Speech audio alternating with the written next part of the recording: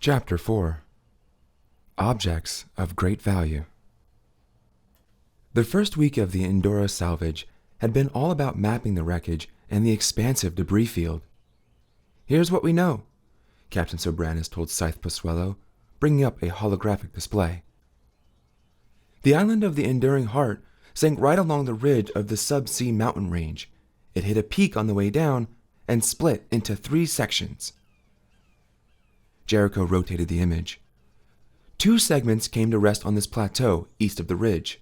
The third dropped into a trench on the western side. And it's all within a debris field that spans 25 nautical miles. "How long until we start bringing things up?" Posuelo asked. "It's a lot to explore and catalog," Jericho told him. "Maybe a month until we can begin. But a proper salvage is going to take years. Decades, even." Posuelo examined the image of the wreckage, perhaps studying what was left of the skyline, looking for familiar landmarks. Then, he took it upon himself to rotate the map, and pointed to the section way down in the trench. "This map looks incomplete here. Why?" The treacherous terrain is making it difficult to map. But that can come later. We can begin with the debris field and the sections that came to rest on the plateau." Posuelo waved his hand as if swatting at a gnat. "No, I'm more interested in this section in the trench." Jericho took a moment to study the scythe.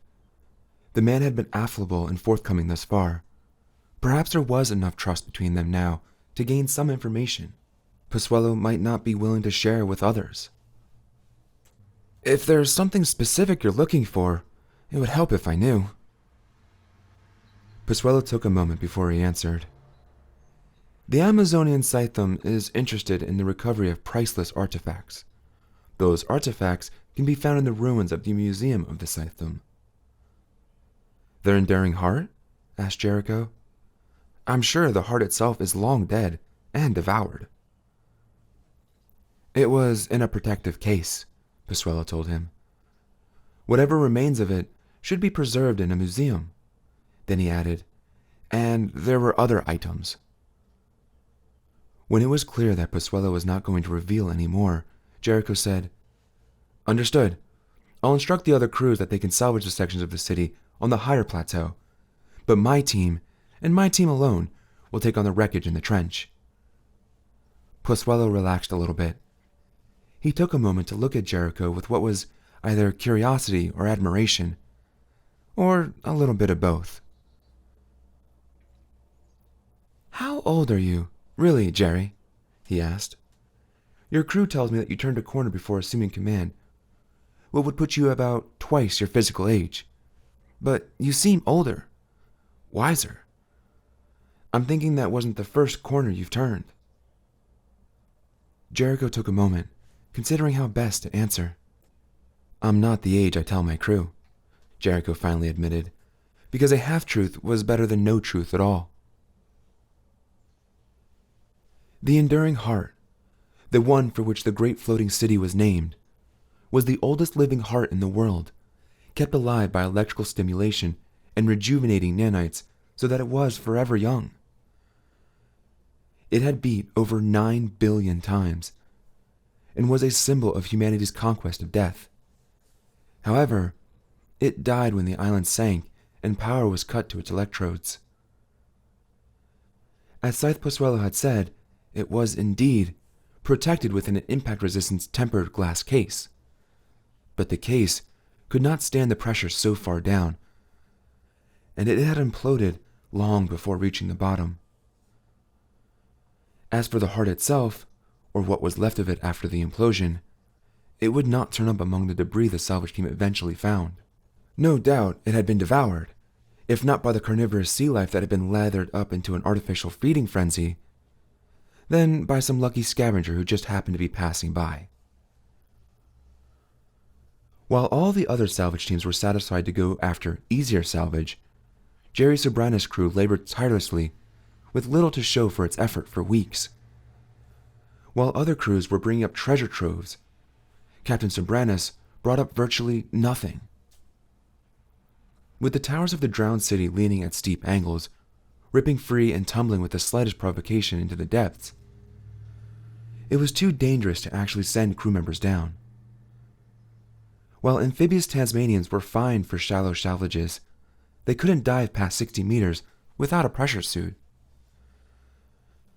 They had already lost one robotic sub, crushed by a plunging refrigerator that came crashing through the windows of a shifting tower.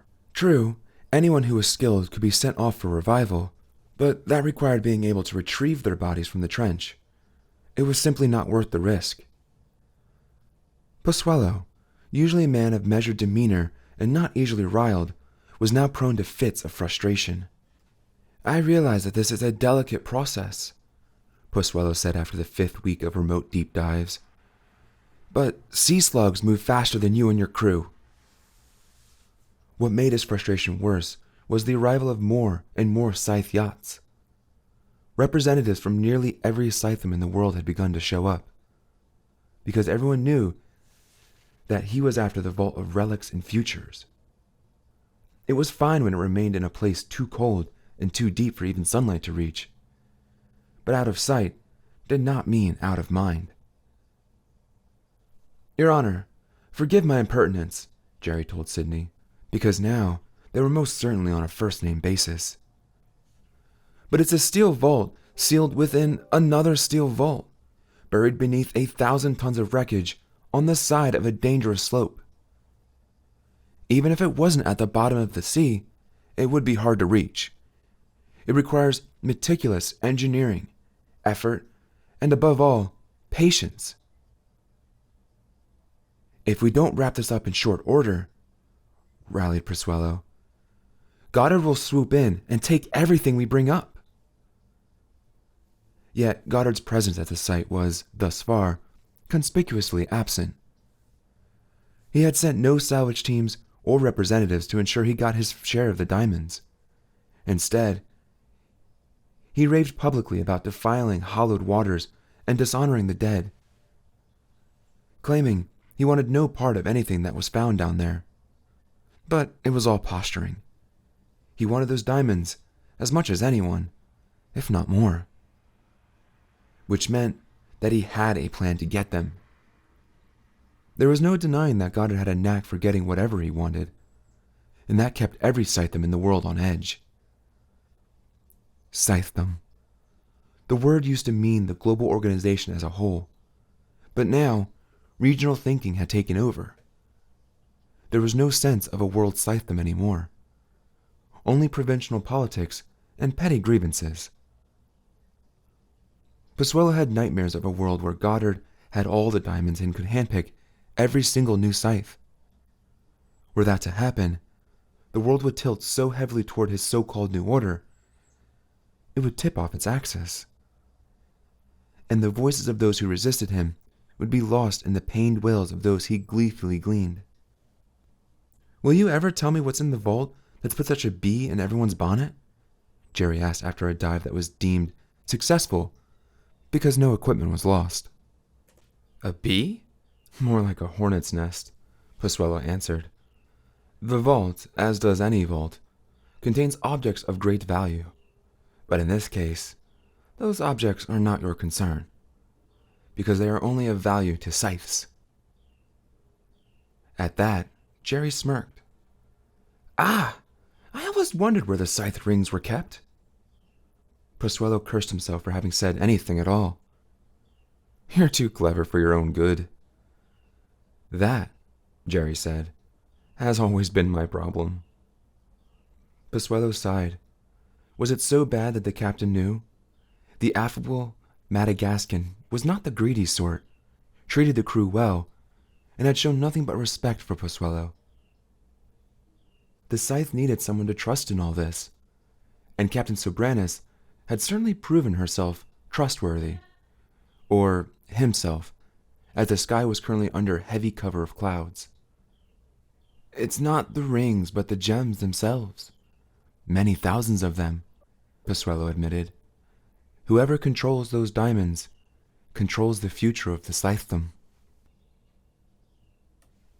"While we in the Lone Star region would like to remain neutral in this matter, it's become clear to us in Texas that High Blade Goddard intends to impose his will upon all of North America, and perhaps the world entire. Without Grandslayers to check his ambition, we fear his influence will grow like a mortal age cancer. As a charter region, we are free to do whatever we wish within our borders. We are, therefore, breaking off all contact with Mid-American Scythedom. Effective immediately, any and all Mid-American Scythes found within our region shall be escorted to the nearest border and ejected. We go as far as to question Mr. Goddard's right to be High Blade, since an edict from Endora was never publicly made before the Grandslayers perished. As a matter of policy, we do not wish to involve other regions in our decision. Others can do as they see fit. We just want to be left alone. Official proclamation from Her Excellency, High Blade Barbara Jordan of Texas.